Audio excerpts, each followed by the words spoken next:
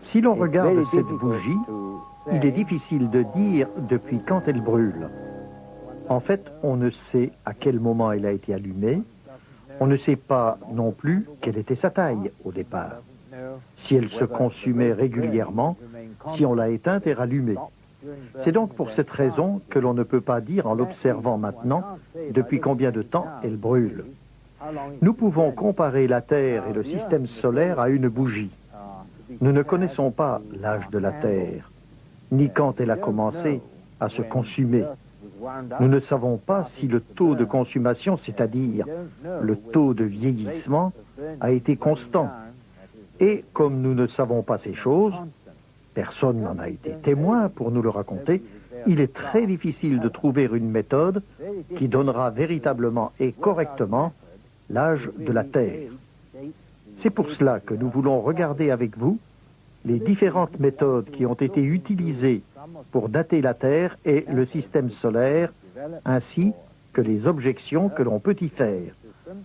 Nous voulons aussi voir si ces objections peuvent être réfutées.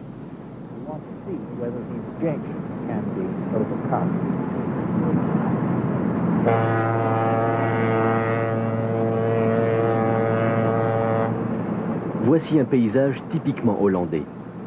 Une petite ville pittoresque sur le bord du Rhin, et comme partout au monde, mais plus particulièrement en Hollande, pays à très forte densité de population, il faut construire de nouveaux logements.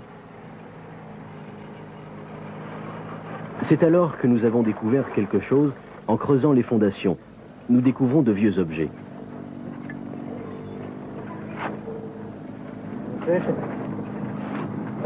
Ceux-ci sont ramassés avec soin et la première question qui se pose est la suivante. Quel âge ont ces objets? Avons-nous découvert un ancien camp romain ou encore un village médiéval?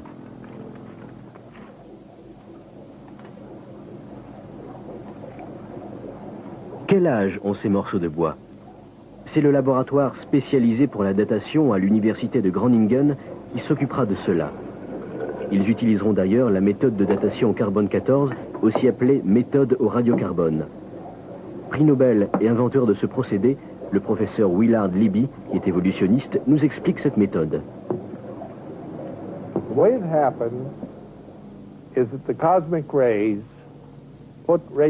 Les rayons cosmiques introduisent du radiocarbone dans la nourriture que nous mangeons. C'est ainsi que nous devenons radioactifs par le radiocarbone. Tant que nous vivons et mangeons, nous maintenons constant le taux de radioactivité en nous. Mais lorsque nous mourons, nous ne mangeons plus et nos corps commencent à perdre le radiocarbone à raison de la moitié tous les 5730 ans. Donc, en mesurant la quantité de radiocarbone de votre corps mort, on peut dire depuis quand il est mort. C'est cela, la méthode de datation au radiocarbone. Cela est vrai non seulement pour les êtres humains, mais aussi pour tout ce qui est vivant. Regardez par exemple ces belles gazelles. Aussi longtemps qu'elles vivent, le carbone 14 et le carbone 12 entrent et sortent de leur corps. Le taux de carbone 14 et le carbone 12 à l'intérieur et à l'extérieur de leur corps est le même. Mais lorsque l'animal meurt, il s'arrête de manger. Et alors il se produit quelque chose. Pendant très longtemps et graduellement, le carbone 14 se décompose, se transforme en azote-nitrogène et quitte le corps. Après 5730 années, il ne reste que la moitié du carbone 14 d'origine. C'est pour cela que nous disons qu'une demi-vie de carbone 14 est égale à 5730 années.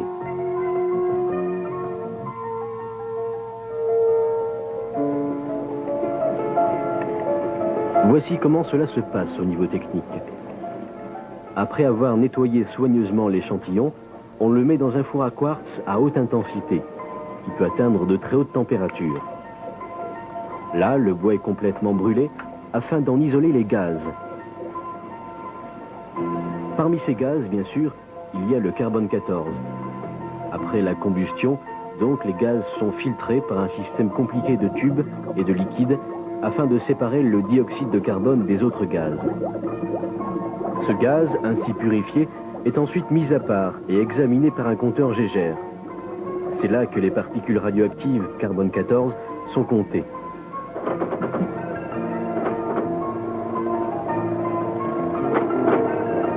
Ensuite, un ordinateur calcule l'âge de l'échantillon. Au fait, notre échantillon en question s'est révélé provenir d'un ancien camp romain de 200 ans avant Jésus-Christ. Partout dans le monde, les archéologues ont utilisé le carbone 14 afin de déterminer l'âge approximatif de leur découverte.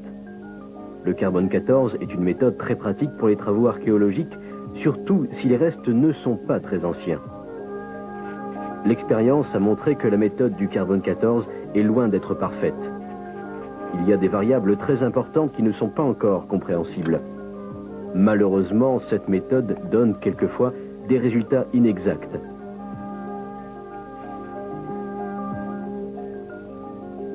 Des savants ont fait l'expérience sur un coquillage vivant et les résultats ont indiqué que ce coquillage était mort depuis 3000 ans. La même méthode appliquée sur des carcasses de phoques desséchées depuis 30 ans ont indiqué un âge de 4600 ans. Même des carcasses de phoques qui venaient de mourir ont indiqué un âge de 1300 ans. Contrairement à une supposition communément acceptée sur la méthode de datation au carbone 14, les plantes n'absorbent pas toutes le carbone 14 de la même manière. Une étude récente a montré que certaines plantes possédaient un mécanisme interne jusqu'alors inconnu, qui rejette les atomes radioactifs de carbone, mais qui absorbe les atomes normaux de carbone. Ainsi, à leur mort, ces plantes et les animaux qui les mangent ont un taux anormalement bas de carbone 14. Lorsque ces restes sont datés, ils donnent donc la fausse impression d'être très anciens. Malheureusement, l'expérience prouve que cette méthode n'est pas totalement fiable, mais qu'elle ne semble fonctionner que pour les restes d'êtres vivants qui sont morts au cours des quelques derniers milliers d'années, comme cette ancienne statue de bois faite avec une branche d'arbre.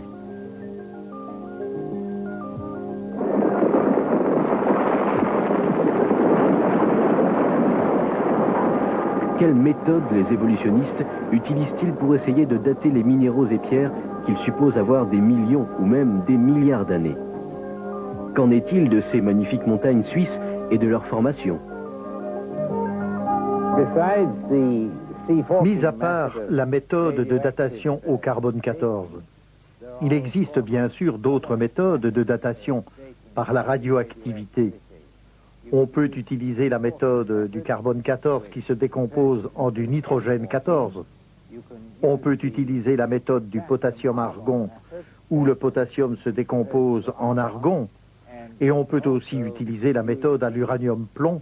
Ce sont là les trois méthodes principales de datation radioactive.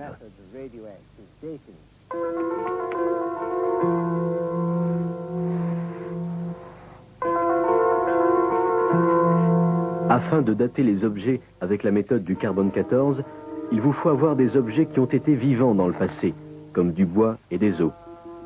Les trois autres méthodes dont le professeur a parlé utilisent des matériaux inorganiques et inertes, comme des rochers et des pierres volcaniques. Le principe de datation reste le même, il se produit une sorte de décomposition. En mesurant la proportion de matériaux radioactifs restants et la quantité de matériaux décomposés, on peut essayer de dater un échantillon. Prenez par exemple ce morceau de rocher. Dans certaines pierres, on trouve de l'uranium. Comme vous le savez, l'uranium est radioactif, comme le carbone 14. Mais il se décompose beaucoup plus lentement. L'uranium de cette pierre se décompose en plomb et en autres éléments. Cela demanderait environ 4,5 milliards d'années pour que la quantité d'origine d'uranium se réduise de moitié. Pendant que ces procédés chimiques compliqués se produisent, de l'hélium se forme. L'hélium est aussi un élément intéressant, mais nous y reviendrons plus tard. Regardons maintenant un procédé qui n'est pas scientifique, l'expérience du réservoir d'eau.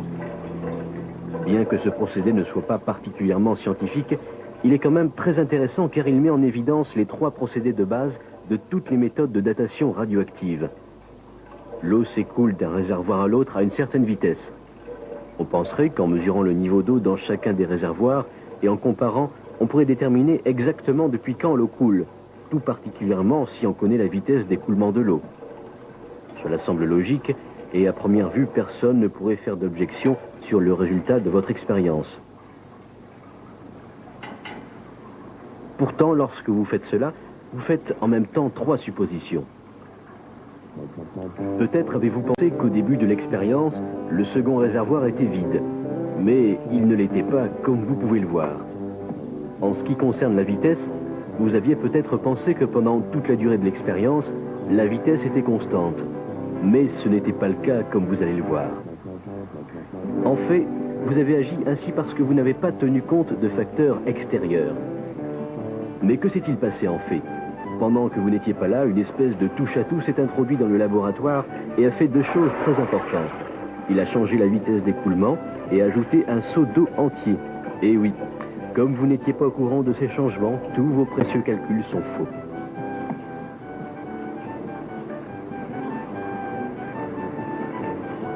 La vitesse présente d'écoulement est plus lente que vous ne le pensiez. Le second réservoir était déjà à moitié plein et ce touche-à-tout a non seulement changé la vitesse d'écoulement, mais a aussi ajouté un seau d'eau.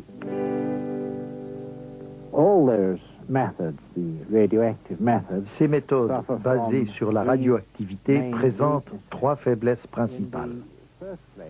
Tout d'abord, on ne sait jamais quelle quantité de substances radioactives existait au départ.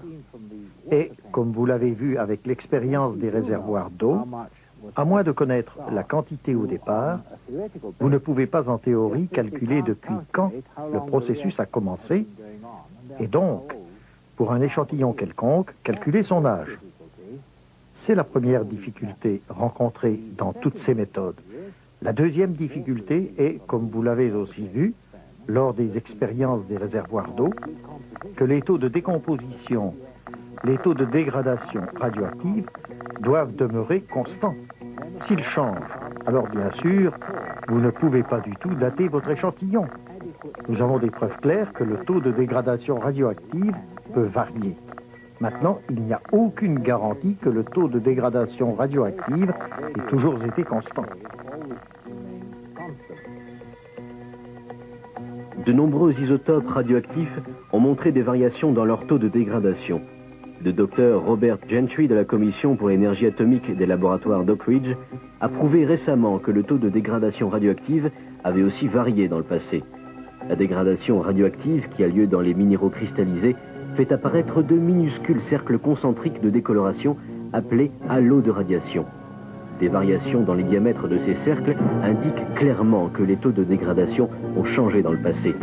Si nous n'avons pas un taux de dégradation absolument constant, nous ne pouvons pas faire confiance à la datation par la radioactivité. Alors, la troisième difficulté de la méthode est la suivante. La concentration des différentes parties du système radioactif doit demeurer constante pendant toute l'expérience. Si vous ajoutez du carbone 14 pendant l'expérience, l'échantillon apparaîtra beaucoup plus jeune que si vous en enlevez.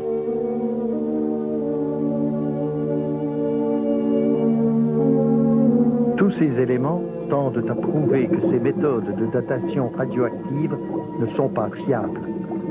Mais il existe d'autres méthodes de datation qui ne dépendent pas de la décomposition radioactive.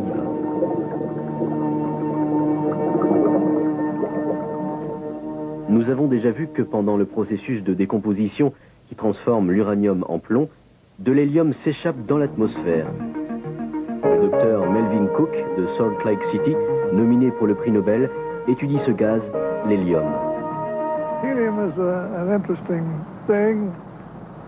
L'hélium est quelque chose de très intéressant. Il est présent dans l'atmosphère à la quantité de 1 million de milliards de grammes. Cependant, cette quantité est faible si on la compare à la quantité qui serait dans l'atmosphère si tout l'hélium qui est généré dans la Terre et qui sort de l'écorce terrestre devait s'accumuler dans l'atmosphère et si la Terre était aussi âgée que les évolutionnistes le disent.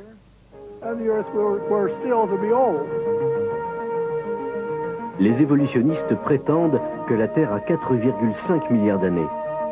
Or, il n'est pas possible à l'hélium de s'échapper de l'atmosphère de la Terre. Il est aussi prouvé que le Soleil fait entrer encore plus d'hélium dans notre atmosphère. Ainsi, si la Terre avait réellement 4,5 milliards d'années, notre atmosphère serait saturée d'hélium. Ce qui n'est pas le cas. La quantité d'hélium que nous mesurons ne représente qu'une fraction de ce que les évolutionnistes pensaient qu'il y aurait.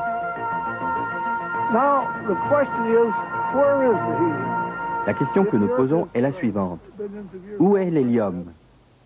Si la Terre avait des milliards d'années d'existence, alors, comme je l'ai dit, l'hélium aurait saturé l'atmosphère 1 million de fois plus que ce que nous avons aujourd'hui. En fait, nous avons étudié cette question. On avait l'habitude de dire, voyons, la Terre est vieille et l'hélium sort de l'atmosphère. Il sort simplement. On a appelé ça une exosphère. On a dit que l'hélium, en fait, sort tout simplement de l'atmosphère terrestre. Lorsqu'un physicien chimiste étudie ceci, on peut dire qu'il a autorité en la matière. Il peut dire si cela est vrai ou non.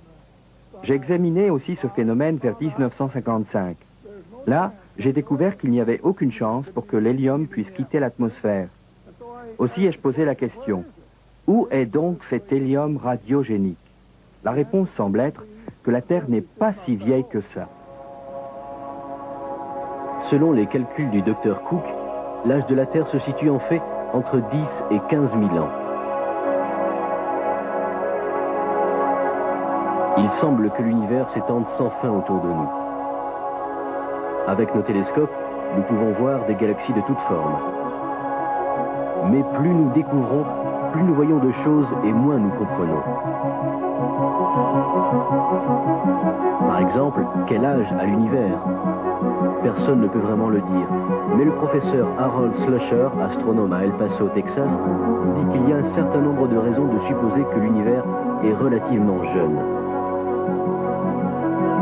Mais restons-en à l'âge de la planète Terre et voyons ce que l'astronomie a à nous dire à ce sujet. Professeur Slusher. Il est beaucoup plus aisé de déterminer l'âge de notre système solaire et de la Terre parce que nous possédons beaucoup d'informations disponibles. Ainsi, pour l'astronome, il existe un certain nombre de faits, me semble-t-il, qui sembleraient indiquer que le système solaire et la Terre aient tout au plus 10 000 ans d'âge. C'est pour moi un âge maximum pour un certain nombre de raisons. La première est l'éclatement très rapide des comètes dans le système solaire. Les comètes qui tournent autour du Soleil sont littéralement déchirées par des effets de marée dus à l'attraction gravitationnelle des planètes jupitériennes et du Soleil.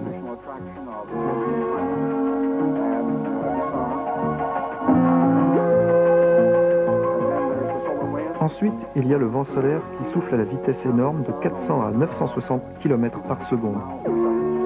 Cela balaie littéralement une comète. Et ensuite, il y a des choses toutes particulières qui arrivent aux comètes, comme l'explosion des noyaux. Cela disloque très rapidement les comètes. Il semble que l'âge maximum d'une comète de courte période soit d'environ 10 000 ans au plus, et vraisemblablement moins. La plupart des astronomes croient que les comètes sont apparues en même temps que le système solaire.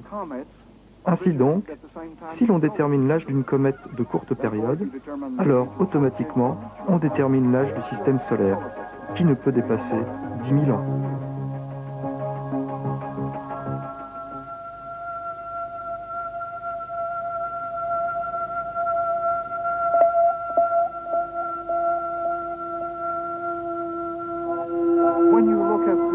Si vous observez la poussière qui recouvre la Lune, vous arriverez certainement à la conclusion que la Lune doit être assez jeune. Et comme la Lune est jeune, la Terre est jeune.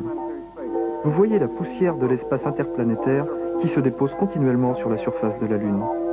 Elle se dépose au rythme d'à peu près 14 300 000 tonnes, jusqu'à même 10 fois plus que cela par an.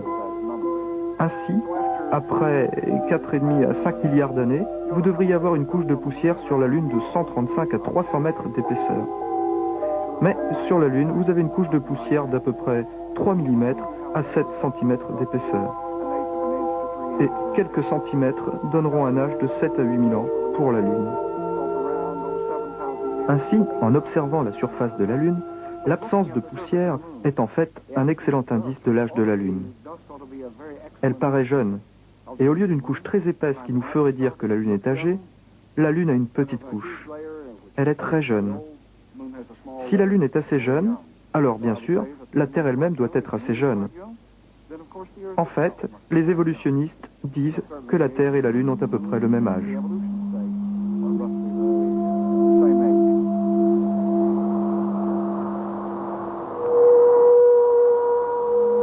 La poussière vient de l'espace sous la forme de météores et de météorites. Mais lorsque nous en mesurons la quantité sur la Terre, nous en venons à la même conclusion. On ne pourrait pas accumuler plus de poussière météorique en 10 ou 15 000 ans. On a généralement donné l'impression au public qu'il n'y avait aucune preuve que la Terre et l'univers étaient jeunes. Cependant, il existe bien d'autres indications de cela.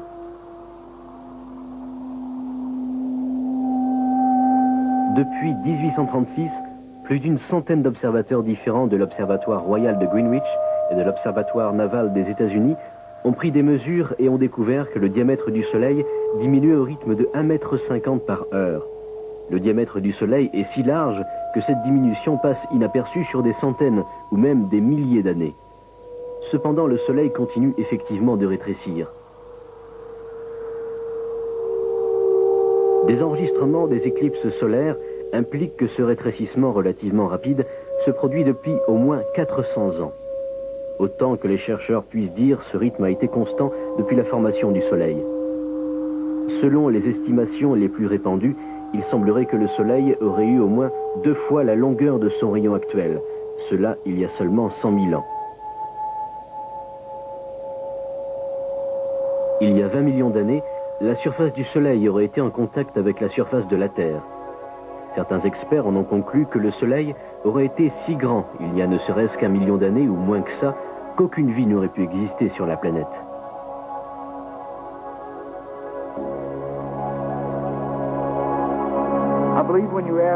Je crois que lorsqu'on ajoute ces éléments les uns aux autres, on en vient certainement à la conclusion que le système solaire et la Terre sont assez jeunes, pas plus de 10 000 ans. Et je crois certainement que l'univers lui-même n'est pas plus vieux. Je pense que tous ces éléments ont en fait le même âge.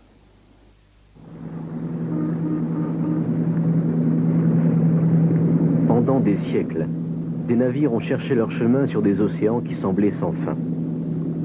Pendant les quelques dernières centaines d'années, ils ont utilisé un instrument bien connu pour se diriger, la boussole. L'aiguille de la boussole indique toujours le nord magnétique. Cela parce qu'il existe un champ magnétique tout autour de la Terre. Nous savons que ce champ magnétique se dégrade. Tous les 1400 ans, sa force est réduite de moitié. Aussi, lorsque nous remontons de 1400 ans dans l'histoire, le champ magnétique était 2 fois plus fort qu'aujourd'hui. Il y a 1400 ans avant cela encore, le champ magnétique était 4 fois plus fort qu'aujourd'hui, etc., etc. Le professeur Thomas Barnes, physicien de l'université de El Paso, conclut.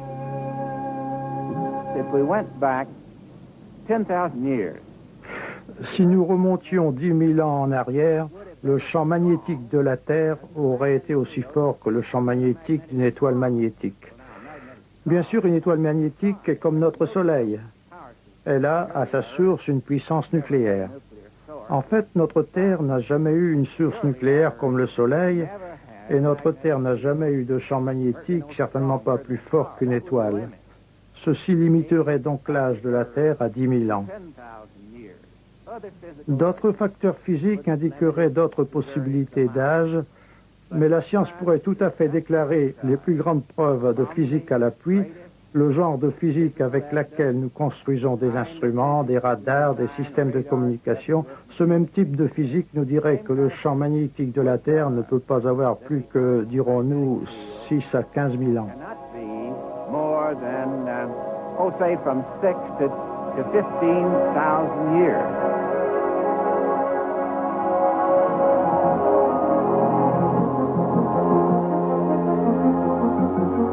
La Terre, un magnifique petit point dans l'univers, peut-être créé il n'y a pas si longtemps que cela. Que nous enseignent donc les méthodes de datation?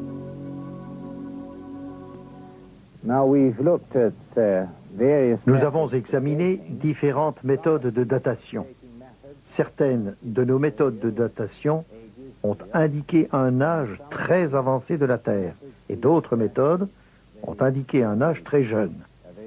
Mais les deux types de méthodes de datation rencontrent la même difficulté, et aucune d'elles n'est concluante. La Bible enseigne assez clairement que l'âge de la Terre n'est pas si élevé et que la création a eu lieu il n'y a pas si longtemps. Il y a quelques années, une nouvelle méthode de datation a été mise au point, basée sur la radioactivité et appelée la méthode du halo de Robert Gentry. Et cette méthode aussi, contrairement aux autres méthodes, indique que la Terre est assez jeune.